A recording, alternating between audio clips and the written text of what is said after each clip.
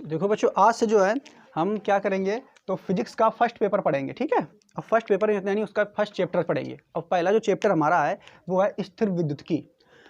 तो इस चैप्टर का ये इकाई का नाम है हमारा स्थिर विद्युत की। और इस इकाई के अंतर्गत ये 4 चैप्टर प्रमुख आते हैं। समझ पा रहे हो कि नहीं?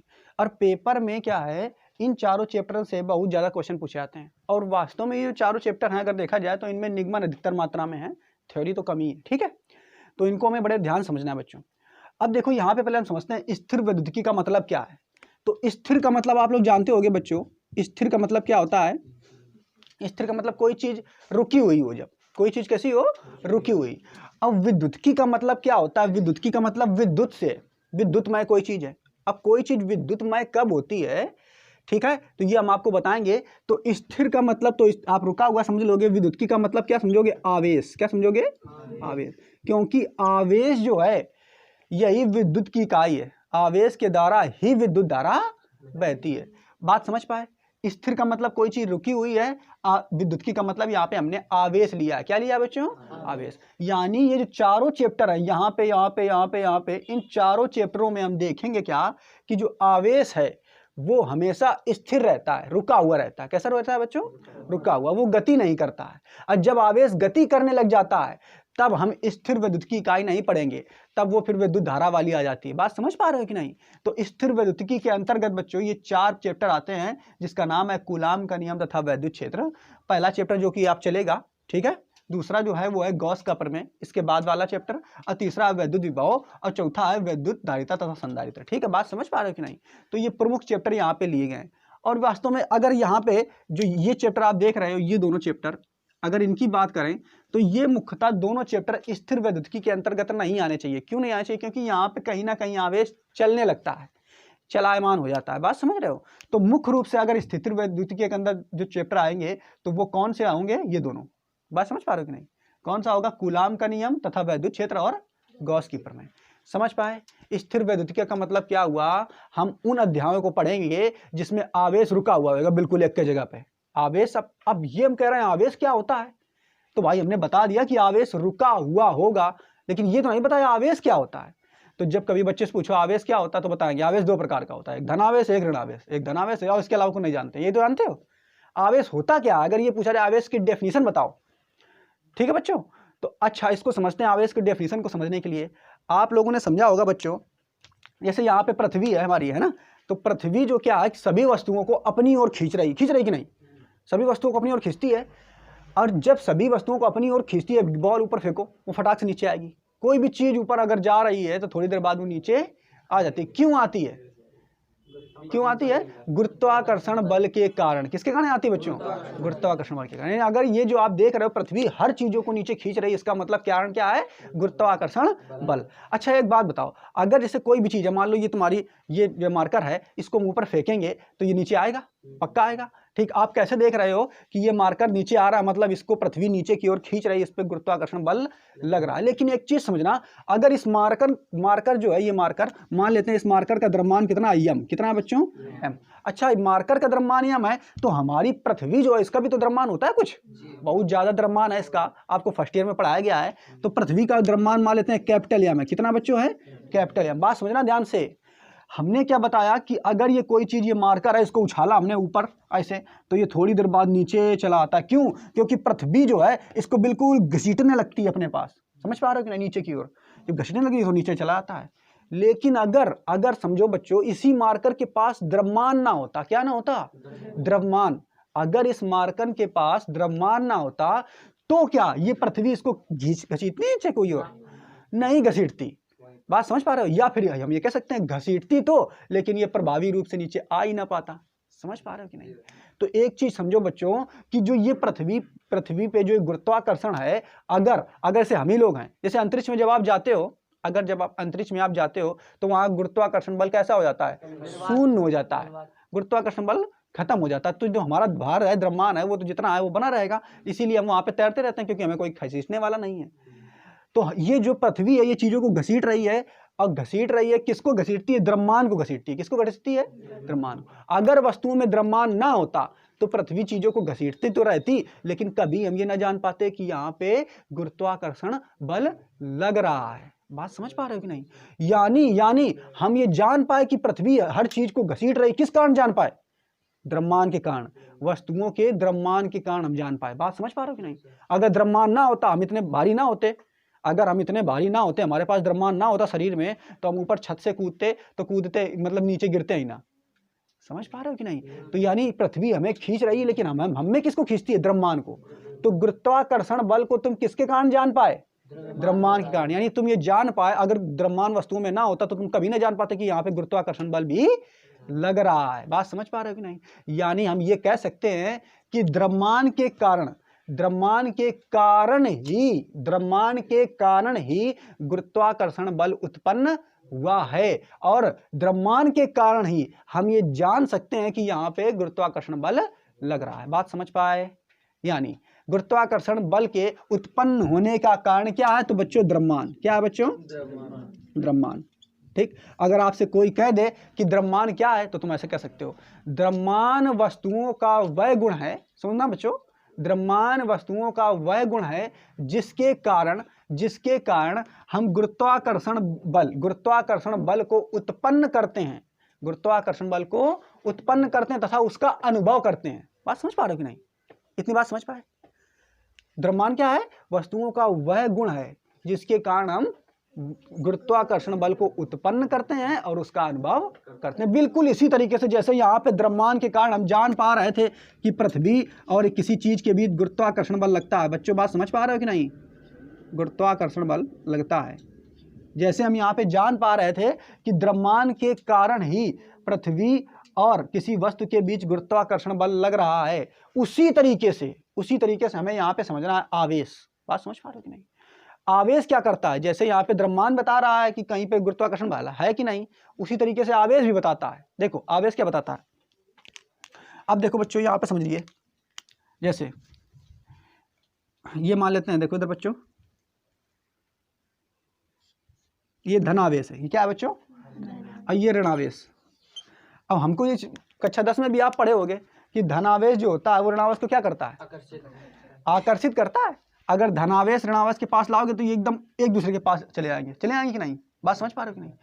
अच्छा, तो आवेश क्या? इस पे भी आवेश है और इस पे भी आवेश है, इस पे भी आवेश है और इस पे भी आवेश है, और इसके चारों तरफ एक क्षेत्र होगा। ऐसे चारों तरफ एक क्या होगा बच्चों? क्षेत्र। ऐसे चारों तरफ क्षेत्र होगा। ये जो क्षेत्र होगा, क्या ये कभी आपको दिखाई देता है? तो नहीं। तो किसी आवेश के चारों तरफ जो क्षेत्र होता है बच्चों, उसे हम कहते हैं वैद्युत क्षेत्र। क्या कहते हैं? वैद्युत क्षेत्र। अच्छा, एक चीज देखो बच्चों, जो यहाँ पे आप देख रहे हो, यहाँ पे जो ये वैद्युत क्षेत्र देख रहे हो, ये उत्पन्न जो हुआ किसके कारण हुआ? सही बताओ। जो वैद्युत क्षेत्र ये आप चारों तरफ इस आवेश के देख रहे हो, किसके कारण उत्पन्न हुआ है? आवेश के कारण। किसके कारण उत्पन्न हुआ है? इसका भी वैद्युत क्षेत्र होगा। ठीक है, किसका? ऋणावेश का। यानी कहीं पे भी अगर आवेश है तो उसके चारों तरफ एक क्षेत्र, उसका प्रभाव उत्पन्न हो जाएगा। बात समझ पा रहे हो कि नहीं? जैसे जैसे जंगल में शेर रहता है ना, तो उसके चारों तरफ का उसका एरिया रहता है, क्षेत्र रहता है, जहाँ उसके क्षेत्र में एक कोई जानवर फिर जाएंगे नहीं कि भैया उस क्षेत्र में ना जाओ, वहाँ शेर रहता है। ऐसे ही आवेश है, आवेश के चारों तरफ का एक क्षेत्र है। क्या है बच्चों? क्षेत्र। उसको हम क्या कहते हैं?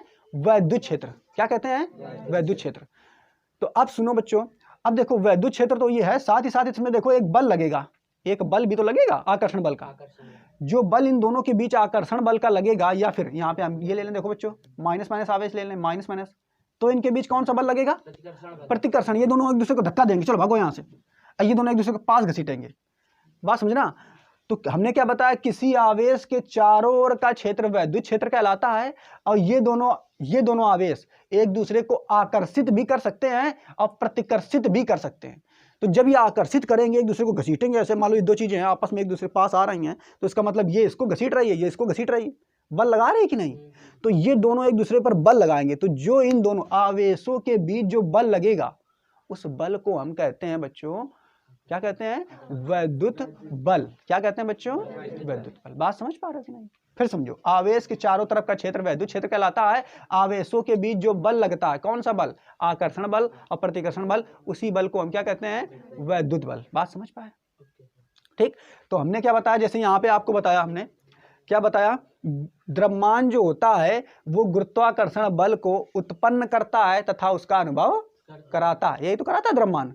उसी तरीके से आवेश वस्तुओं का वह गुण है, सुनना ध्यान से, आवेश वस्तुओं का वह गुण है जो कि आप देखोगे वैद्युत बल को उत्पन्न करता है, वैद्युत बल को उत्पन्न करता है और उसका अनुभव कराता है। बात समझना, इसी ने वैद्युत बल को उत्पन्न किया। किसने? आवेश ने। इस पे धनावेश था ना, तो इसी ने वैद्युत बल को उत्पन्न किया। पहले वैद्युत क्षेत्र बना लिया बढ़िया सा, अब इसका भी विद्युत क्षेत्र बन गया होगा। और जब क्षेत्र ये पास में आ रहा था तो इनके बीच एक बल लगने लगा, उसी बल को हम क्या कहते हैं? वैद्युत बल। तो आवेश वस्तुओं का वह गुण है। आवेश क्या है बच्चों? वस्तुओं का गुण है। जैसे इस वस्तु है, ये वस्तु, इस वस्तु में अगर आवेश आ जाए तो इसमें एक गुण हो जाएगा कि ये एक दूसरे को प्रतिकर्षित करने लगेंगे या फिर आकर्षित करने लगेंगे। तो आवेश क्या होता है? वस्तुओं का वह गुण होता है जो कि वैद्युत बल को उत्पन्न करता है, साथ ही साथ कहीं पे वैद्युत बल है कि नहीं है इसका अनुभव भी कौन कराता है? आवेश। बात समझ पा रहे हो नहीं? और साथ ही आवेश क्या है? चुंबकीय क्षेत्र का भी अनुभव कराता है। ठीक है, अब चुंबकीय क्षेत्र में हम आगे जानेंगे। क्लियर? तो परिभाषा पढ़ लेते हैं आवेश की। आवेश वस्तुओं का वह गुण है जिसके द्वारा हम वैद्युत क्षेत्र तथा चुंबकीय क्षेत्र को उत्पन्न करते हैं। वैद्युत क्षेत्र और चुंबकीय क्षेत्र का उत्पन्न करते हैं तथा उनके गुणों का अध्ययन करते हैं। आवेश क्या है? वस्तुओं का गुण है। कौन सा गुण है? जिसके द्वारा हम वैद्युत क्षेत्र उत्पन्न करते हैं या फिर चुंबकीय क्षेत्र। अब चुंबकीय क्षेत्र क्या होता है? तो वो चुंबक नामक चैप्टर में हम पढ़ेंगे। बात समझ पा रहे हो? अच्छा देखो, अच्छा एक चीज बताओ, जैसे मान लो यहाँ पे समझ लेते हैं, ये हमारे पास चुंबक है। देखो इधर ये चुंबक है। इस चुंबक, ये मान लेते हैं इसका यन सिरा है, आप लोगों ने स्कूल में पढ़ा होगा, ये सिरा है। ठीक, अगर ये चुंबक है, क्या ये चुंबक अगर ऐसे रखा होता, शुरू में आप मान लो कोई बच्चा है ऐसे रखा होता, तो वो क्या दिमाग कभी लगा पाता कि इसके चारों तरफ कोई क्षेत्र है? नहीं लगा पाता। वो दिमाग तुम कब लगा पाए? जब दूसरा चुंबक तुम इसके पास लाओगे, तब ये क्या करेगा? या तो ये चुंबक इसको घसीट लेगा पास में, या तो दूर भेजेगा, तभी तो दिमाग लगा पाओगे। पहले चुंबक अगर रखा होता तो तुम जान पाते कि ये आकर्षित करेगा किसी चीज को या प्रतिकर्षित करेगा? नहीं जान पाते। जान पाते क्या? नहीं जान पाते। तो दूसरा चुंबक जब तुम लाए तो उसी चुंबक के कारण ही बच्चों तुम जान पाए कि यहाँ पे एक चुंबकीय क्षेत्र भी मौजूद है। किसका चुंबकीय क्षेत्र? इस चुंबक का। बात समझ पा रहे हैं? दूसरे चुंबक के कारण जान पाए। और दूसरे चुंबक पे, चुंबकों को अगर देखा जाए वास्तव में, तो इसका एक यन सिरा होता है, एक यस सिरा होता है। जो यन सिरा होता है वो धनावेश की तरह व्यवहार करता है। किसकी तरह? धनावेश की तरह। और जो ऋण, ये यस सिरा होता है, ये माइनस की तरह व्यवहार करता है। ठीक, तो एक तरीके से अगर हम मान लें बच्चों कि जो चुंबक होता है वो भी आवेश की तरह ही है। कैसा है बच्चों? तो हमने बस वही परिभाषा बताई। आवेश क्या होता है? आवेश वस्तुओं का वह गुण होता है जिसके कारण हम वैद्युत क्षेत्र उत्पन्न करते हैं और ये पता लगा पाते। मान लो यहाँ पे बहुत बड़ा आवेश रखा होता है यहाँ है, और तुमको भेज दे बताओ, और तुम्हें बता दें कि जाओ, और तुम्हें दिखाई ना दे वो, और तुम्हें भेज दे बताओ यहाँ पे कुछ वैद्युत क्षेत्र है क्या? तुम पता लगा पाओगे क्या? नहीं लगा पाओगे।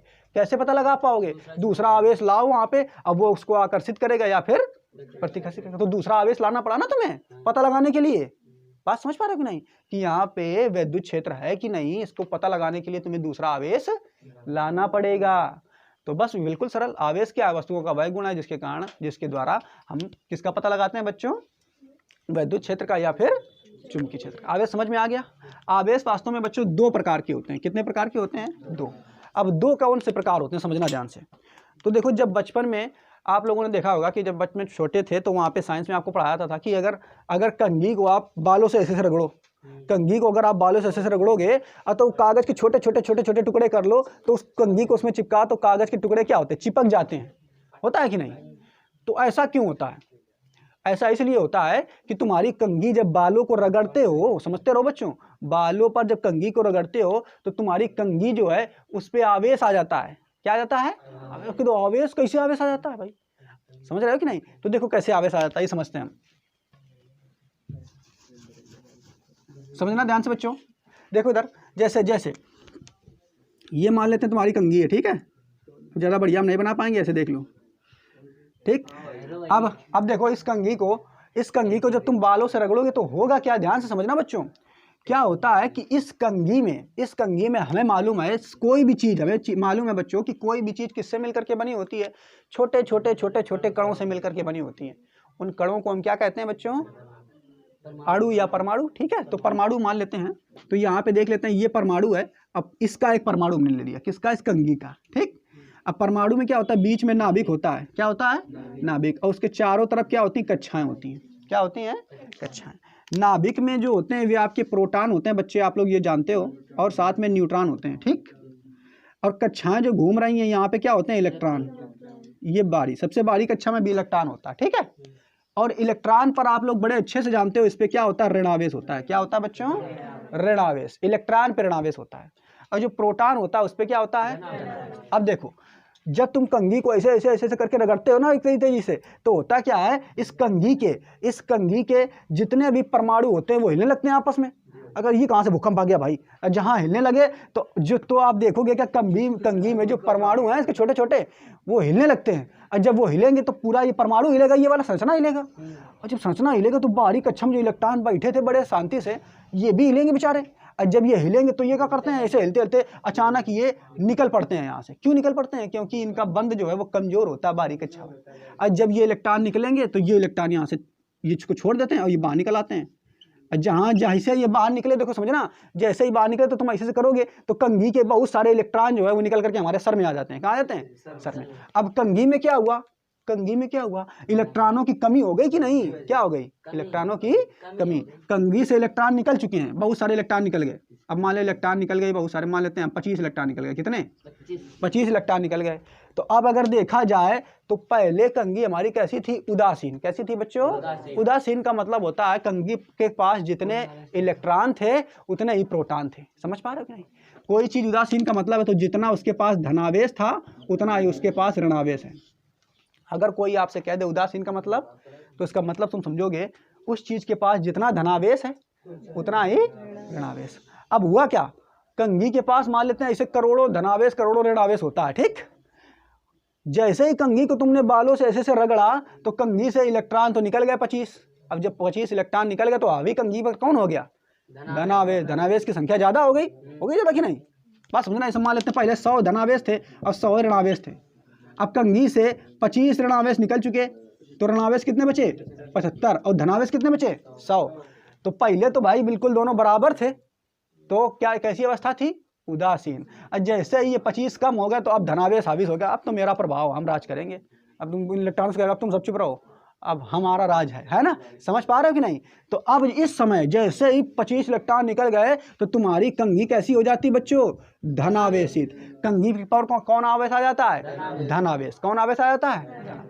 अब देखो, अब जब इसके मान लो 25 इलेक्ट्रॉन चले गए तो इस पर धनावेश आ गया। अब ये कंघी चाहती क्या है, चाहती मेरे किसी भूकंप के कारण मेरे 25 इलेक्ट्रॉन चले गए, अब हमें वो इलेक्ट्रॉन चाहिए। क्या चाहिए इसको, इलेक्ट्रॉन चाहिए। तो हमेशा ये कंघी इसी जुगाड़ में रहती है कि उसे इलेक्ट्रॉन मिल जाए। क्या चाहती है वो, कि उसे इलेक्ट्रॉन मिल जाए। तो तुम क्या करते हो, जब कागज के छोटे छोटे टुकड़े होते हैं उनके पास तुम कंघी को ऐसे ले जाते हो तो वो टुकड़े चिपकने लग जाते हैं। क्यों, देखो इधर, तो देखो ये तुम्हारे कागज के टुकड़ा हमारे छोटे छोटे, देखो मुझे ध्यान समझो। तो कागज के छोटे टुकड़े हैं ये वाले। अब देखो इधर ध्यान समझो बच्चों।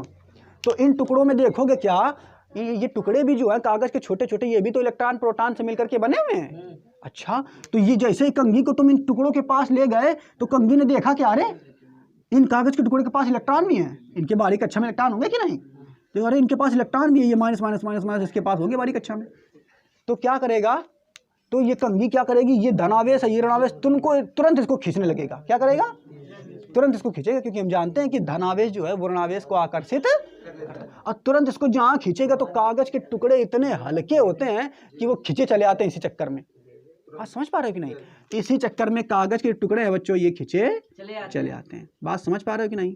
तो हमने क्या बताया, जब कंघी को तुम बालों पे रगड़ते हो तो उससे इलेक्ट्रॉन निकलता है, यानी इलेक्ट्रॉन के निकलने पे तुम्हारी कंघी जो है वो धनावेशित हो जाती है। कैसी हो जाती है, धनावेशित। यानी इलेक्ट्रॉन के जाने से आवेश उत्पन्न हुआ। कैसा उत्पन्न हुआ, जाने से। इलेक्ट्रॉन के एक जगह से दूसरे जगह पे जाने पे, इलेक्ट्रॉन पे जाने पे क्या हुआ बच्चों, आवेश उत्पन्न हुआ। ठीक।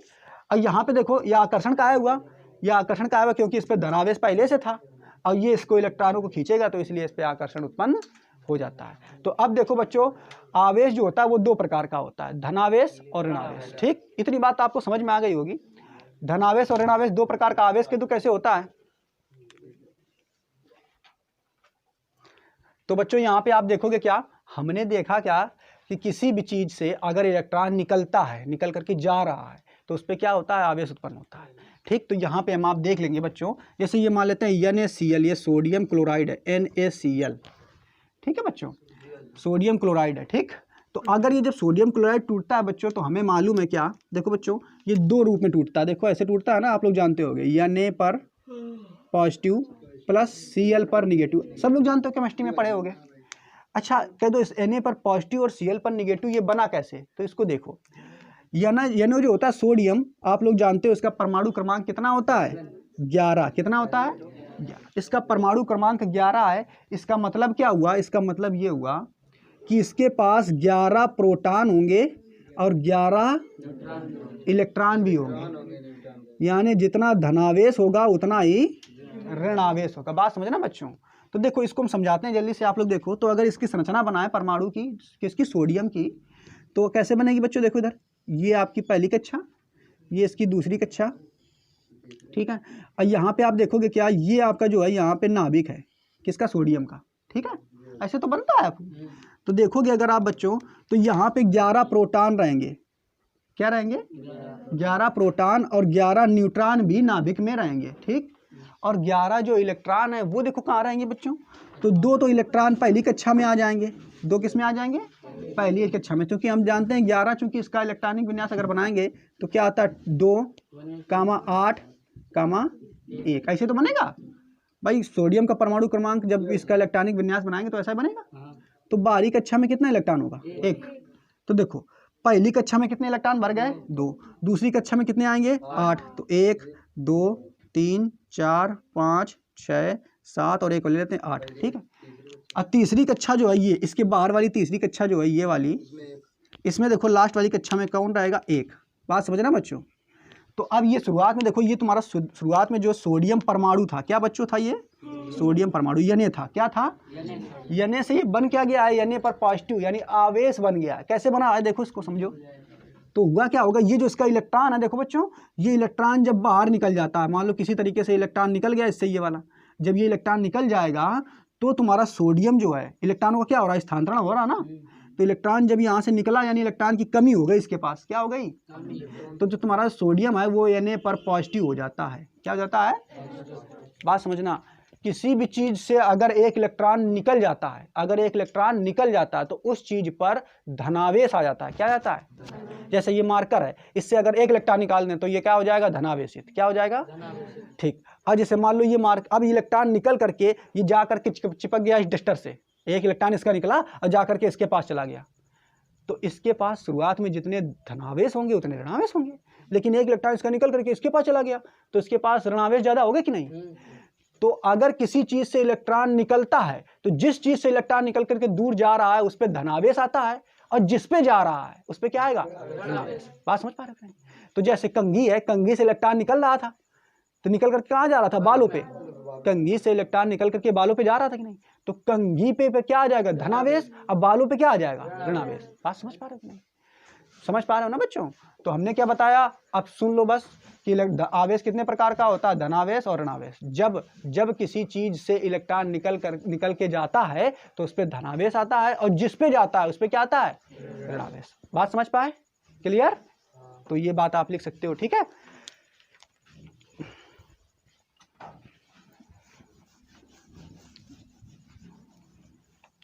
तो इसमें देखो बच्चों, धनावेश में क्या होगा, आप बस यहाँ पे लिख लो, धनावेश क्या है यहाँ पे बता दोगे, इलेक्ट्रॉन की कमी, और यहाँ पे बच्चों क्या होगा, इलेक्ट्रॉन की अधिकता, इलेक्ट्रॉन की अधिकता। बात समझ पा रहे हो कि नहीं। देखो इधर, अगर यहाँ पे देखो, समझो, मान लो ये दो मार्कर हैं, ये दो मार्कर हैं, इस पे भी जितने इलेक्ट्रॉन है उतने प्रोटॉन होंगे। अभी ये विद्युत उदासीन है, कैसा है ये, ये भी विद्युत उदासीन है, यानी इसके पास जितने प्रोटॉन है उतने ही इलेक्ट्रॉन है। अब इसके कुछ इलेक्ट्रॉन निकल करके आए, इस पे बैठ गए, कहते भैया बहुत देर इसके पास रह चुके हैं। अब कुछ बार एक अच्छा से इलेक्ट्रॉन निकले और आकर के इसके पास मान लो 5 बैठ गया करके, तो इलेक्ट्रॉन निकले किससे, इससे, तो इसके पास इलेक्ट्रॉनों की कमी होगी कि नहीं। तो इलेक्ट्रॉनों की कमी अगर होगी तो इस पर कौन सा आवेश आएगा, धनावेश। इस पे इलेक्ट्रॉन ज्यादा हो गया कि नहीं, तो इस पे इलेक्ट्रॉन ज्यादा हो गया कि नहीं, तो ऋणावेश ज्यादा हो गया। अब जब अगर इस पे पास ऋणावेश ज्यादा हो गया तो इस पे कौन सा आवेश होगा, ऋणावेश। बात समझ पा रहे हो नहीं।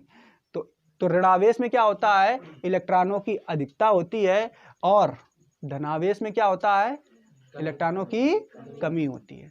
अब दिमाग ये लगाया जाए थोड़ा सा कि हाँ ठीक, मान तो लिया कि आपने बताया कि धनावेश जो होता है, अगर मान लो ये कोई एक ए वस्तु है, इससे अगर कोई इलेक्ट्रॉन निकल करके बी पर बैठ गया जा करके, ठीक, तो ये चीज़ तुम्हारी धनावेशित हो जाती है और ये चीज़ तुम्हारी ऋणावेशित हो जाती है। ये बात हमने बताया। तो लेकिन अगर हम ये कहें कि भाई इलेक्ट्रॉन निकल के जाएगा, क्या प्रोटॉन निकल के नहीं जा सकता क्या? मतलब सुनना बच्चों, क्या हमने कहा कि क्या इलेक्ट्रॉन के ही आने जाने से धनावेश या ऋणावेश उत्पन्न होगा क्या? प्रोटॉन के कारण नहीं हो सकता है क्या? ठीक, तो ये भी एक प्रश्न बन सकता है कि नहीं बन सकता है कि प्रोटॉन भी अगर चला जाए इलेक्ट्रॉन की जगह, क्योंकि भाई आप देख रहे हो किसी भी चीज़ के पास जितने इलेक्ट्रॉन होते हैं उतने लगभग प्रोटॉन भी होते हैं, तो प्रोटॉन निकल के चला जाए, तो प्रोटॉन निकल के क्यों नहीं जा सकता? ये भी तो प्रश्न बन सकता है। तो देखो बच्चों, प्रोटॉन जो होता है, यहाँ से समझो, इलेक्ट्रॉन जो होता है वो कक्षाओं में, बाहरी कक्षाओं में रहता है। कहाँ रहता है? बाहरी कक्षाओं में रहता है। पहली बात तो ये, इलेक्ट्रॉन बाहरी कक्षाओं में रहता है और प्रोटॉन कहाँ रहता है? नाभिक में। देखो इधर, ये ऐसा कक्षा भी आपको बताया ना, इलेक्ट्रॉन बाहरी कक्षाओं में रहता है, यहाँ पे इधर इधर। अब प्रोटॉन कहाँ? इसके अंदर घुसा होता है, बीच में, घर के अंदर। बात समझ रहे हो कि नहीं? इलेक्ट्रॉन को निकलना बड़ा आसान है, वो गेटे पर तो है, जरा थोड़ा बहुत धक्का लगा तो निकल गया।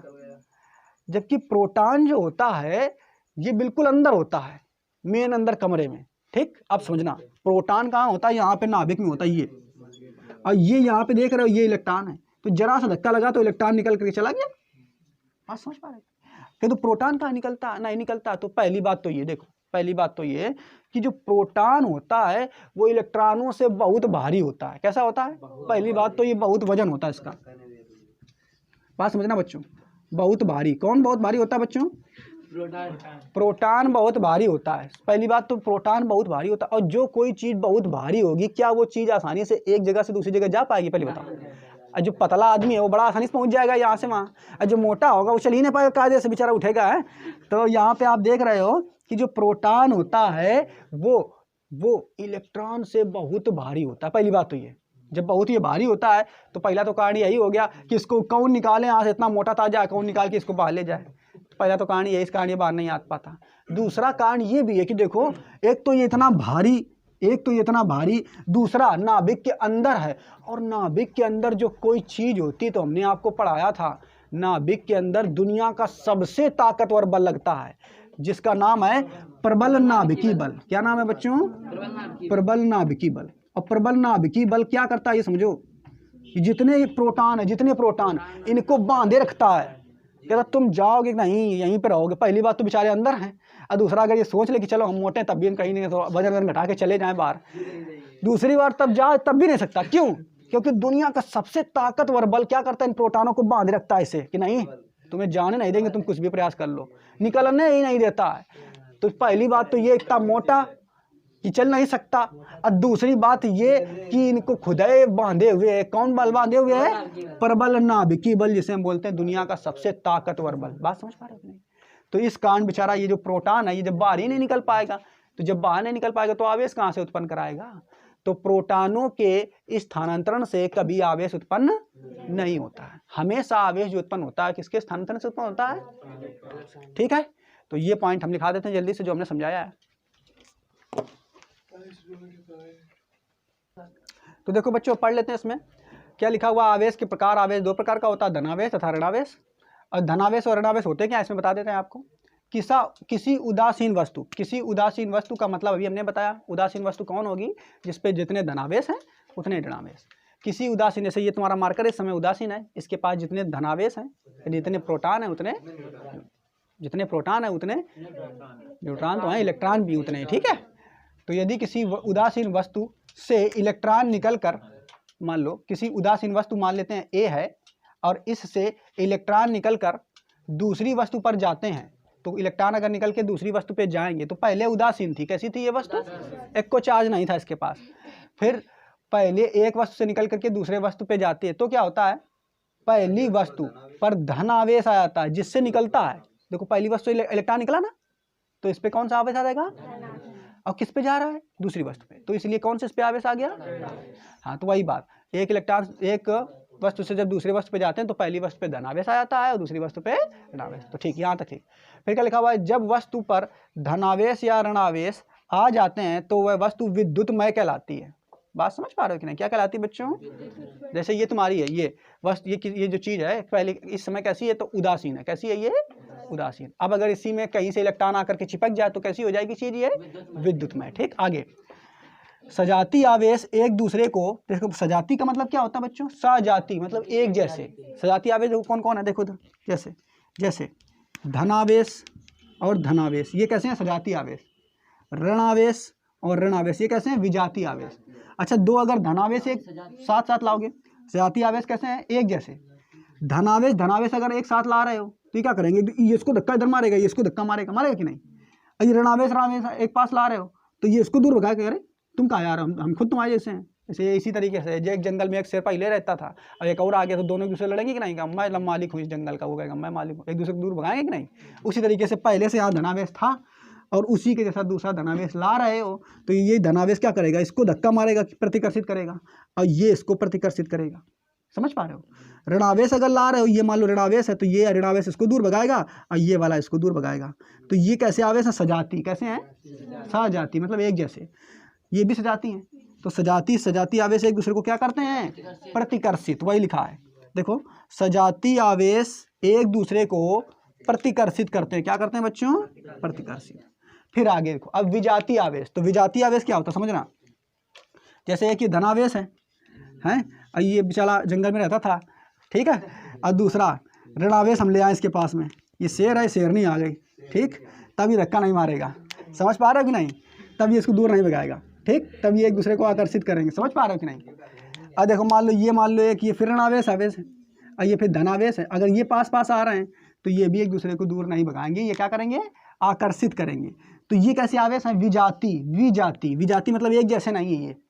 तो विजाती आवेश एक दूसरे को आकर्षित करते हैं और सजाती आवेश एक दूसरे को प्रतिकर्षित। वही बात हमने लिखा है, विजाती आवेश एक दूसरे को आकर्षित करते हैं। इतनी बात समझ पाए कि नहीं? अब हम लिखा देते हैं बच्चों, इसके बाद हम पढ़ेंगे इलेक्ट्रॉन सिद्धांत। ठीक है, उसको देख लेते हैं जल्दी से। देखो बच्चों, इलेक्ट्रॉन सिद्धांत में देख लेते हैं क्या है। इलेक्ट्रॉन सिद्धांत में यही बताया गया है कि किसी वस्तु को अगर आवेशित करना है, उस पर धनावेश लाना है, तो वो केवल और केवल कौन लाएगा? इलेक्ट्रॉन। कौन ला सकता है? इलेक्ट्रॉन एक जगह से दूसरी जगह जाता है तभी तो धनावेश आता है या फिर ऋणावेश आता है। लेकिन प्रोटॉन ये नहीं ला सकता। प्रोटॉन ऐसा नहीं कर सकता है। क्यों नहीं कर सकता? क्योंकि एक तो बेचारा वो बहुत भारी है और दूसरी बात वो नाभिक के अंदर एक दुनिया के सबसे ताकतवर बल के द्वारा बंधा हुआ है। तो उसके आगे दो मजबूरी, पहला तो खुद है मजबूर है और दूसरा फिर भी उसको बांधे हुए हैं। ठीक है, समझ पा रहे हो कि नहीं? इसीलिए वो कहीं जा नहीं सकता। स्थानांतरण का मतलब कहीं जब जा नहीं सकता, तो जब जा नहीं सकता तो आवेश कहाँ से उत्पन्न होगा? बात समझ पा रहे हो ना?